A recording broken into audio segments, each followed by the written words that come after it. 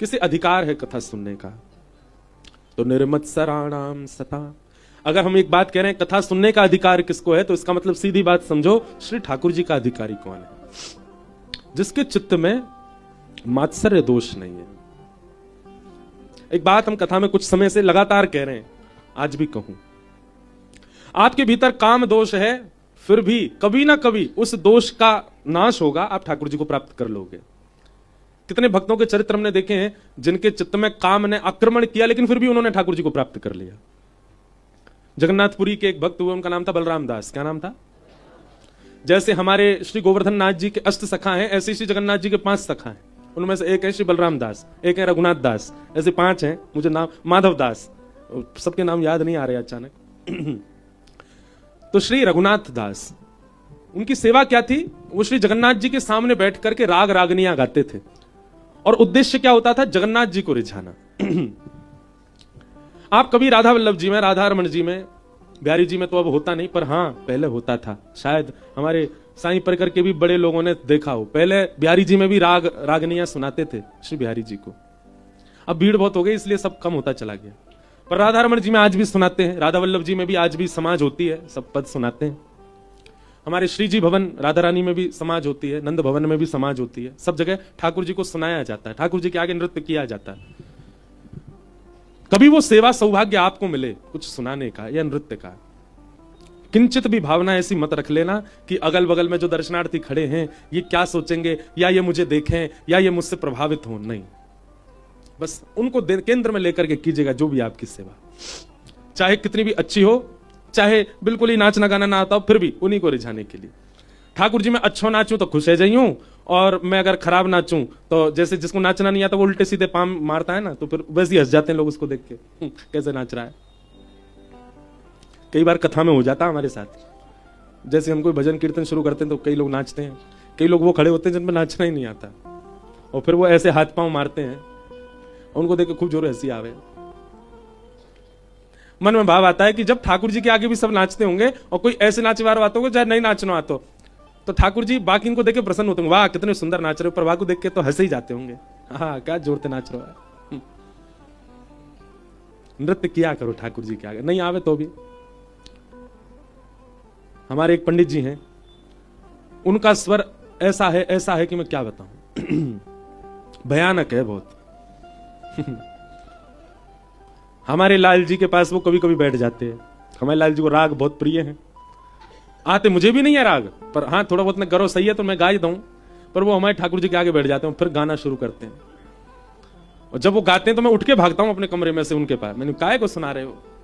बोले महाराज जी, अब वो थोड़ा मजाकिया स्वभाव है उनका, वो कहते हैं सारी दुनिया तो सारे गामा पधा नी सा गाती है। मैंने कि आप क्या गा रहे हो? बोले मैं का गा रहा हूं, का स्वर ही नहीं होता, सारे गामा पधा नी सा ये 7 ही स्वर है, वो का शब्द स्वर गाते हैं। एक दिन और गा रहे थे, मैंने आज क्या गा रहे हो? बोले आज ज्ञा गा रहा हूं, ज्ञा। बोले क्योंकि स्वर जो है वो हारमोनियम में नहीं मिलेगा, इसलिए मेरे स्वर ही अलग है। मैंने बढ़िया, तो उनके प्रति भाव आता है कि इनके गायन सुनकर के लाल जी, जैसे अच्छा गाने वाला आ जाए तो ठाकुर जी रीझते होंगे, पर ऐसा कोई सुनाई वाला आ जाए ठाकुर जी जोरते हंसते होंगे, पेट पकड़े देख कैसे गा रहा हो। पर ऐसे लोगों को कभी कभी ही गाना चाहिए, रोज नहीं। ठाकुर जी पता चली यूं भाग रहे हैं, भैया रोज आ जाए। अच्छा पता नहीं, मुझे नहीं पता, पर लोगों को शायद लगता है कि वो अच्छा ही गा रहे हैं, जो नहीं अच्छा गाते उनको शायद लगता है अंदर से ऐसी भावना आती है उनको कि हम अच्छा ही गा रहे हैं। पर हमारे अष्ट सखाओं में श्री कुंभन दास जी कहते हैं, जाके स्वरते इंसान नहीं रीझो, परमात्मा कैसे रीझेगो। कुंभन दास जी का ऐसा भाव है। तो कभी अगर आप ठाकुर जी के सामने राग सेवा करते हो, नृत्य सेवा करते हो, सोचना ही नहीं, विचार ही नहीं करना। अच्छा करते हो तो भी, नहीं अच्छा करते तो भी, कि सब देख रहे होंगे। मैं सोचा ये देख रहे होंगे। नहीं नाचना आता तो ऐसे नाच के दिखाओ कि कोई नहीं, मेरे नाच को देख करके श्री जी हंसे ही जाएं, श्री जी को नेक मन लग जाएगा, नेक लोट लिंगी हंस जाएंगे, ऐसा नाच ले। तो श्री बलराम दास जी जगन्नाथ जी के आगे राग सेवा करते थे, और उनका उद्देश्य होता था श्री जगन्नाथ जी को रिझाना। पर एक बार श्री बलराम दास जी गा रहे थे, और उनके गायन के स्वर पर दर्शनार्थियों में खड़ी एक महिला रीझ गई। उसको इतना अच्छा लगा उनका गायन। स्वाभाविक था, बलराम दास जी जब बाहर आए तो कन्या वहीं खड़ी उनकी प्रतीक्षा कर रही थी। महिला उसने प्रशंसा की, पर बलराम दास जी का जो स्वरूप स्वभाव था, प्रशंसा से ज्यादा प्रसन्न होते नहीं थे। जी जी जय हो करके नीची नजर निकल गए। अगले दिन वो फिर आई और अब उसने फिर प्रशंसा की। देखो बहुत ध्यान से सुनना, बलराम दास जी को फिर वही स्वभाव उनका फिर चले गए, लेकिन तीसरे चौथे दिन वो थोड़ा सा उसके भाव के प्रति रीझने लगे। अब बलराम दास जी के चित्त में क्या आ गया कि वो जगन्नाथ जी रीझ है, ये भावना कम होती जा रही थी, अब होता जा रहा था वो रीझ है। तो गाते तो थे, स्वर लगाते तो थे, पर पहले स्वर इस भाव से लगाते थे कि ठाकुर जी रीझ है, पर अब स्वर इस भाव से लगाने लगे कि वो रीझ है। गायन अभी भी अच्छा होता था उनका, पर उद्देश्य परिवर्तित हो गया था। बहुत संक्षिप्त बात है ये, समझने वाली बात। हमारा उद्देश्य क्या है? हमारे नाम जप के प्रति, हमारे तिलक के प्रति, हमारे कंठी के प्रति, हमारे गुरु आंगन में आने के प्रति भी उद्देश्य क्या है हमारा? कई लोग कथा भी इसलिए सुनने आते हैं क्योंकि हमारे पड़ोसी जा रहे हैं, उनको हम दिखा सकें कि हम भी कथा सुनते हैं। दिखावे के लिए कथा में आ रहे हैं। कई जगह ऐसा होता है। एक घर में ही जोरानी, वो देवरानी जेठानी भी वो इसलिए आ रही है क्योंकि देवरानी कथा सुनती है, मैं भी सुनूंगी, मैं भी इसको दिखाऊं, मुझ में भी भक्ति है। आपका उद्देश्य क्या है? आपके भजन भाव के पीछे, आपकी सेवा के पीछे। तो बलराम दास जी अब उसको रिझाने लगे। अब उसने भी नृत्य करना प्रारंभ कर दिया। तो अब बलराम दास जी की कुछ दिनों बाद स्थिति ऐसी होती चलेगी, अब जगन्नाथ जी के लिए वो गाते ही नहीं है, अब तो केवल जगन्नाथ जी के मंदिर का आश्रय लेते हैं, गाते उसी के लिए कि वो रीझ है। धीरे धीरे उस महिला में उनका आकर्षण हो गया। वो एक नगर वैश्या थी। अब तो बलराम दास जी उसी के संग रहने लगे, उसी के संग रहते, उसी के संग खाते, उसी के संग सब भावना रखते। धीरे धीरे ये बात पूरे जगन्नाथपुरी में फैलने लग गई कि बलराम दास तो अपने चरित्र से अब हीन हो गया। मंदिर परिसर में पंडित पुजारी और सब अब चर्चा करने लगे, इनको सेवा से दूर करो जगन्नाथ जी की, अब इनका अब आचरण अच्छा नहीं है। धीरे धीरे उनको मंदिर की सेवा से भी दूर कर दिया गया, लेकिन उनको अब कोई फर्क पड़ता नहीं था। उसके प्रति इतनी आसक्ति बढ़ गई है, उसी के संग रहना उनके लिए सुख बन गया था। समय आया रथ यात्रा का, और रथ यात्रा के समय श्री बलराम दास जी को सौभाग्य था कि रथ यात्रा प्रारंभ ही बलराम दास जी के पद गायन के बाद होती थी। जगन्नाथ जी का रथ तब तक नहीं बढ़ता जब तक बलराम दास जी पद ना गाते। रात भर भोग विलास चिंतन में रहते थे। आज प्रातःकाल का समय हुआ, पूरे जगन्नाथपुरी में जय घोष हो रहा था, सारी भीड़ पूरी इकट्ठा हो चुका है रथ यात्रा के लिए। और श्री बलराम दास जी अपने कक्ष में पौढ़े हैं, पौढ़े नेत्र खोले, और नेत्र खोल करके उन्होंने अपने पूरे जीवन पर दर्शन किया। मेरा जीवन कैसा था, मुझे जगन्नाथ जी ने स्वीकार किया, मैं उनके सामने राग सेवा करने लगा, उनकी प्रसन्नता मेरी प्रधानता होती थी। कितने लोग प्रशंसा करके जाते थे, पर मुझे किसी की प्रशंसा से कोई प्रभाव नहीं होता था। एक दिन एक महिला ने आकर के मेरी प्रशंसा कर दी, मेरा थोड़ा आकर्षण बढ़ा। दूसरे दिन और प्रशंसा की, थोड़ा और आकर्षण बढ़ा। चौथे पांचवें दिन से मेरा आकर्षण केंद्र अब मैं जगन्नाथ जी को नहीं सुना रहा था, फिर मैं उस महिला को रिझाने लगा। अपने आप पूरी रील उनके मस्तिष्क में घूमने लगी। बोले आज स्थिति क्या है, अब जगन्नाथ जी से कोसों दूर रहता हूं, केवल उसी के पास रहता हूं। आज रथ यात्रा है, मेरे गायन के बगैर जगन्नाथ जी का रथ नहीं चलता। मुझे इतना बड़ा सौभाग्य ठाकुर जी ने दिया और मैंने उस सौभाग्य का खुद त्याग कर दिया। मन में भाव आया बलराम दास जी के, अब सब भोग विलास छोड़ करके पुनः अपने सौभाग्य की ओर जाऊं। उस वैश्या के आगे हाथ जोड़ दिया, आज के बाद हम आपसे नहीं मिलेंगे, आप हमसे मत मिलना, हमसे जो अपराध हुआ सबके लिए क्षमा। कुछ धन चाहिए होगा तो मैं दे दूंगा, आपको कोई व्यवस्था चाहिए मैं दे दूंगा, आपके लिए कुछ व्यवस्था करनी मैं सब कर दूंगा, पर अब मैं जगन्नाथ जी को छोड़ और कहीं नहीं जाऊंगा, मुझसे अपराध हो गया। रोते हुए श्री बलराम दास जी रथ यात्रा जहां से प्रारंभ होती वहां पहुंचे, सिंह द्वार। पंडा पुजारियों ने जैसे बलराम दास को देखा दूर से ही दुत्कार दिया, फटकार दिया, खबरदार सामने भी मत आना जगन्नाथ जी के। अरे व्यभिचारी व्यक्ति, परिस्त्री गमन करने वाले व्यक्ति, तुझको हम जगन्नाथ जी के सामने बैठाएंगे? किसी ने जगन्नाथ जी के सामने खड़ा भी नहीं होने दिया बलराम दास को। बलराम दास जी स्वीकार करते हैं उस दंड को। बोले मैं अधिकारी हूं इस दंड का, क्योंकि मैंने अपराध किया है, मैंने सेवा सौभाग्य को ठुकराया है एक सांसारिक सुख के लिए। बलराम दास जी रोते विलखते श्री समुद्र किनारे चले गए और कहा कि मेरी साल भर की हर वर्ष की सेवा आज मैं नहीं कर पा रहा नाथ, पर आप तो कण-कण में विद्यमान हो। तो वहीं बालू से ही एक रेत का एक रथ बनाया और उसमें बालूका के ही श्री जगन्नाथ जी बना के विराजमान कर दिए और अपनी राग रागनियां वहीं बैठ करके गाने लगे। वहां मुझे नहीं आने दिया गया, ठाकुर जी आप यहां आकर के मेरा राग जैसे ही गाने लगे। वहां रथ यात्रा में सुभद्रा जी का रथ चल पड़ा, बलराम जी का रथ चल पड़ा, पर ठाकुर जी का रथ नहीं चले। सबने खींचा, नहीं चला। सबने हाथ जोड़ के प्रार्थना की, भगवान क्या बात है, आपका रथ क्यों नहीं बढ़ रहा है? श्री ठाकुर जी कहते हैं हमारा रथ तो बढ़ रहा है, आपको दिख नहीं रहा है। पंडा पुजारी बोले कहां बढ़ रहा है प्रभु, जहां का तहां ही तो खड़ा है। बोले आज हमारी रथ यात्रा सिंह द्वार पे थोड़ी हो रही है, आज हमारी रथ यात्रा समुद्र के तट पर हो रही है। हमारी रथ यात्रा बलराम दास कर रहा है। हम आज नंदी घोष रथ में थोड़ी बैठे हैं, हम तो आज बालूका के रथ में बैठे हैं और बलराम दास हमारी रथ यात्रा कर रहा है। यदि चाहते हो कि ये रथ आगे बढ़े तो बलराम दास ने बालूका का जो मेरा स्वरूप बनाया है उनको लेकर के आके इस रथ में विराजमान करो। सब लोग गए तो देखा पूरे जगन्नाथपुरी में कहीं भीड़ नहीं होती। रथ यात्रा वाले दिन सारी भीड़ रथ के सामने ही होती है। समुद्र खाली, बिल्कुल किनारे पर कोई भीड़ नहीं। दूर देखा बलराम दास उछल उछल के नाच रहा है, छोटा सा बालूका का रथ बनाया, उसी में छोटे से जगन्नाथ जी बालू के ही बैठा रखे हैं।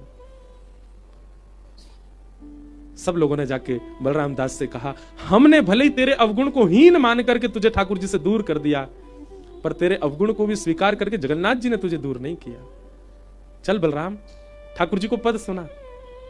बलराम दास जी को लेकर के गए और ठाकुर जी के सामने बैठ करके जब उन्होंने पद गाया, अपनी सेवा की, तुरंत रथ चल पड़ा श्री जगन्नाथ जी का। ये कथा मैंने क्यों सुनाई? कई बार हमारे चित्त में काम दोष आ जाता है, उसके बाद भी ठाकुर जी हमें प्राप्त हो जाएंगे। अच्छा, इसका मतलब ये नहीं है कि आप सब लोग खुलेआम जो भी दोष उत्पन्न हो रहे हैं उनको होने दो। इस कथा से गलत, मेरे को बहुत कवर करके चलना पड़ता है कथाओं को, क्योंकि लोग कुछ भी अर्थ निकाल लेते हैं कई बार। कोई बात नहीं, ये दोष उत्पन्न हो रहा होने दो, महाराज जी बता तो रहे थे, ठाकुर जी तो फिर भी स्वीकार कर लेते हैं। अगर ये कथा सुनने के बाद दोष उत्पन्न हुआ और फिर भी आपने दोष को नजरअंदाज किया तो ठाकुर जी स्वीकार नहीं करेंगे, हम व्यासपीठ पर बैठ के कह रहे हैं। लेकिन एक बात है कि अगर किसी के चित्त में काम भाव है तो भी वह कभी ना कभी गुरु कृपा से अपने उस बुरे भाव का त्याग करके ठाकुर जी का अधिकारी बन जाएगा। किसी के चित्त में क्रोध ज्यादा है तो क्रोधी भक्त भी भगवत प्राप्ति कर लेता है। किसी के चित्त में लोभ है तो लोभी भक्त भी भगवत प्राप्ति कर लेता है। और जितने भी दोष हैं संसार में हमारे मन में आने वाले स्वीकार कर सकते हैं, पर एकमात्र ईर्ष्या ऐसा दोष है जिस दोष के आने पर ठाकुर जी स्वीकार नहीं करते। आपके अंदर क्रोध है, कोई बात नहीं, कथा सुनो, ठाकुर जी प्राप्त कर लेंगे। आपके अंदर मोह है, भगवत प्राप्ति हो जाएगी। आपके अंदर काम भी है तो धीरे धीरे गुरु कृपा सत्संग श्रवण करने से उसकी मात्रा कम होगी, ठाकुर जी प्राप्त कर लेंगे। लेकिन कहीं आपके चित्त में यदि ईर्ष्या है, ठाकुर जी स्वीकार नहीं करेंगे। अभी हापुड़ की कथा में भाव आ रहा था कि श्री भक्तमाल जी में भी कई भक्तों के चरित्र हैं और उन भक्त चरित्रों में भी कई भक्तों में दोष भी थे। ठाकुर जी ने उन दोषों को नजरअंदाज करके स्वीकार किया, पर एक भी भक्त का ऐसा चरित्र नहीं मिला जहां पर ईर्ष्यालु भक्त को ठाकुर जी ने स्वीकार किया हो। ईर्ष्यालु को भगवत प्राप्ति नहीं हो सकती। इसलिए भैया कोई दोष मन में आवे, घबराइए मत। गुरु कृपा भगवत कृपा से आप संभल जाओगे, ठीक हो जाएगा, वो दोष चला जाएगा। आप उसके प्रति प्रयास करने लग जाओ। लेकिन अगर आपके चित्त में किसी के प्रति ईर्ष्या एक बार भी उत्पन्न हो गई है, किसी के रूप को देख करके, किसी की वाणी सुन करके, किसी का स्वरूप देख करके, किसी की धन संपत्ति से, किसी के व्यवहार स्वभाव से अगर आपको उसके प्रति ईर्ष्या हुई है तो आपको चिंता होनी चाहिए, आपकी रातों की नींद उड़नी चाहिए। आपको अपने गुरु चरणों में जाके प्रणाम करना चाहिए कि यह दोष मेरे अंदर आ गया है। ईर्ष्या दोष भगवत प्राप्ति में सबसे बड़ी बाधा है। इसलिए कह रहे हैं निर्मत सराणाम सताम। भागवत जी का अधिकारी कौन? जिसके चित्त में मात्सर्य दोष नहीं है।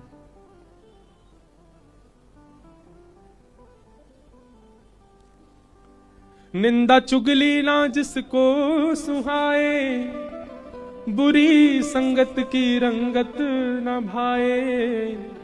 जिसको सत्संग हरदम पसंद है, उसको हर घड़ी आनंद ही आनंद है। ओ जिसको सत्संग हरदम पसंद है, उसको हर घड़ी आनंद ही आनंद है। जिसको सत्संग हरदम पसंद है, उसको हर घड़ी आनंद ही आनंद है। जिसको सत्संग हरदम पसंद है, उसको हर घड़ी आनंद ही आनंद है। ओ श्याम प्यारे से जिसका संबंध है, उसको हर घड़ी आनंद ही आनंद है। श्याम प्यारे से जिसका संबंध है, उसको हर घड़ी आनंद। दोहरा के गाओ। हो निंदा चुगली ना जिसको सुहावे, निंदा चुगली न जिसको सुहावे, निंदा चुगली ना जिसको सुहावे, निंदा चुगली न जिसको सुहावे, हे बुरी संगत की रंगत न भावे। बुरी संगत की रंगत न भावे। कई एक स्वभाव बता रहा हूं मैं आपको। कई बार ऐसा होता है कि बालकों के अंदर अवगुण नहीं है, पर जब वो देखते हैं किसी गलत काम करने वाले को धुआं उड़ा रहा है मुंह से, उसके मन में इच्छा हो जाती मैं भी उड़ा के देखूं। किसी को पीला पानी पीते हुए देखते हैं तो उनके मन में भी इच्छा होती है हम भी पी के देखें कैसा है। ये बहुत बड़ा अपराध है भैया। अगर बालक के मन में ये बात आ रही है तो उसको संभालना चाहिए, पर बड़ों के मन में यदि ये भाव आ रहा है तो निश्चित है ठाकुर जी दूर हैं आपसे। लेकिन कहीं दिखे कि कोई करताल लेकर के कीर्तन कर रहा है, ब्रजरज लगा करके उछल उछल करके वृंदावन परिक्रमा कर रहा है, धोती पहनता है, बगलबंदी पहनता है, उसके रूप को देख करके मन में आ जाए कि मैं भी ऐसे रहूं, तो समझो ठाकुर जी स्वीकार करना चाह रहे हैं। किसी की बुरी संगत यदि आपको अच्छी लग रही है तो ठाकुर जी आपसे दूर हैं। निंदा चुगली ना जिसको सुहावे, निंदा चुगली न जिसको सुहावे, हे बुरी संगत की रंगत न भावे, बुरी संगत की रंगत न भावे, हे बुरी संगत की रंगत न भावे। बुरी संगत की रंगत न भावे। ओ जिसको सत्संग हरदम पसंद है, जिसको सत्संग हरदम पसंद है, जिसको सत्संग हरदम पसंद है, जिसको सत्संग हरदम पसंद है, ओ उसको हर घड़ी आनंद ही आनंद है, उसको हर घड़ी आनंद ही आनंद है, ओ उसको हर घड़ी आनंद ही आनंद है, उसको हर घड़ी आनंद ही आनंद है। ओ श्याम प्यारे से मुरली वाले से, ओ मुरली वाले से जिसका संबंध है, मुरली वाले से जिसका संबंध है, ओ राधा वल्लभ से जिसका संबंध है, राधा वल्लभ से जिसका संबंध है, ओ उसको हर घड़ी आनंद ही आनंद है, उसको हर घड़ी आनंद ही आनंद है, उसको हर घड़ी आनंद ही आनंद है, उसको हर घड़ी आनंद ही। बोलो राधा रमण लाल की। पूजा उठा के करताल बजा के गाओ।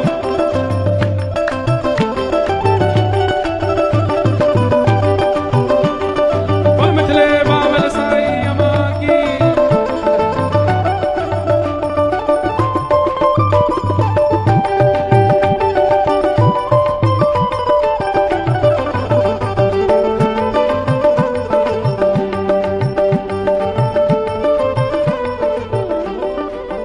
झूठी ममता से करके किनारा, ममता से करके किनारा, झूठी ममता से करके किनारा, झूठी ममता से करके किनारा, खोल के सच्चे प्रभु का सहारा, खोल के सच्चे प्रभु का सहारा, खोल के सच्चे प्रभु का सहारा।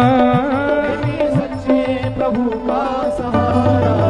ओ जिसके हृदय में बाल मुकुंद है, जिसके हृदय में बाल मुकुंद है, जिसके हृदय में बाल मुकुंद है, जिसके हृदय में बाल ओ उसको हर घड़ी आनंद ही आनंद है, उसको हर घड़ी आनंद ही आनंद है, उसको हर घड़ी आनंद ही आनंद है, उसको हर घड़ी आनंद ही आनंद है। ओ श्याम प्यारे से राधा रमण से जिसका संबंध है, प्यारे से जिसका संबंध है, कुंज बिहारी से जिसका संबंध है, कुंज बिहारी से जिसका संबंध है, वो उसको हर घड़ी आनंद ही आनंद है, उसको हर घड़ी आनंद ही आनंद है, उसको हर घड़ी आनंद ही आनंद है,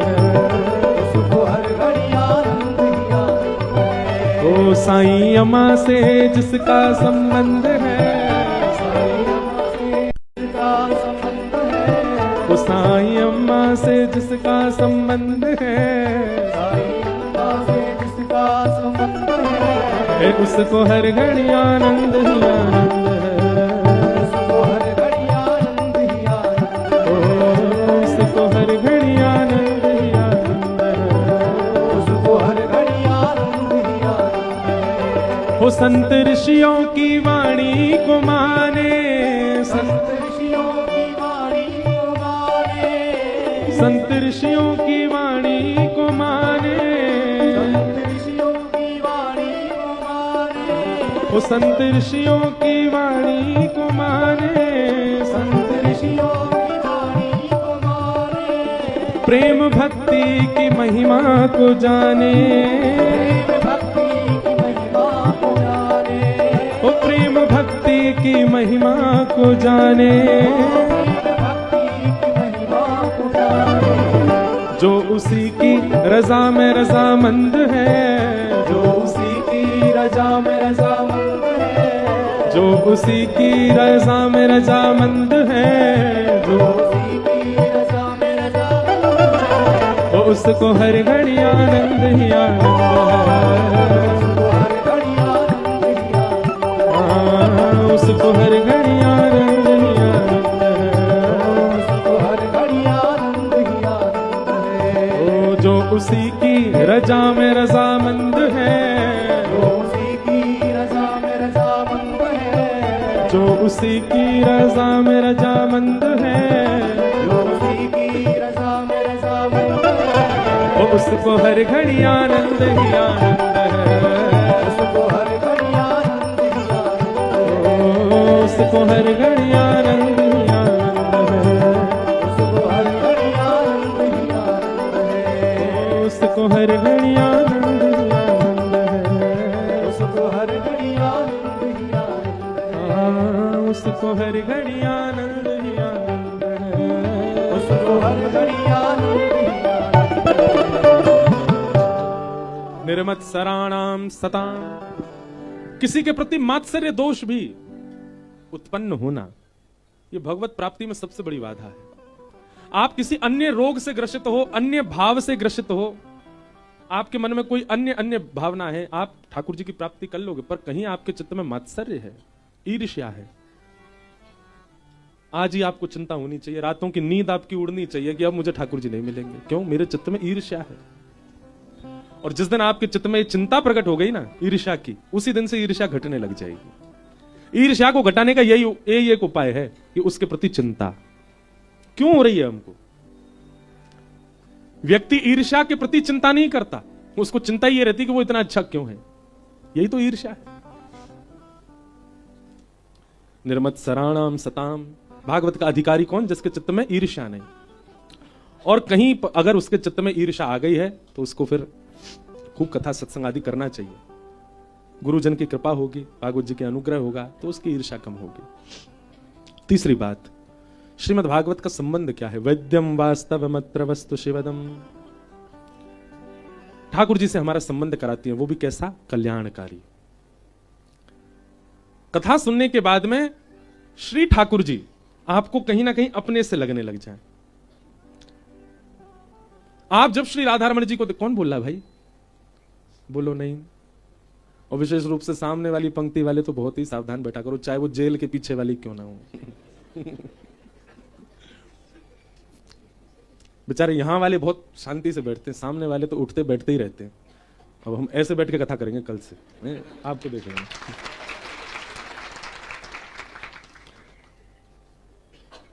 तो सामने वाले ने थोड़ा सावधान रहो। इतने पास आप लोग बैठ गए हो, व्यास मंच के बिल्कुल सामने बैठे हो, तो सामने वालों को तो बिल्कुल ऐसे बैठना चाहिए, मेरुदंड, उबासी भी नहीं आनी चाहिए आपको।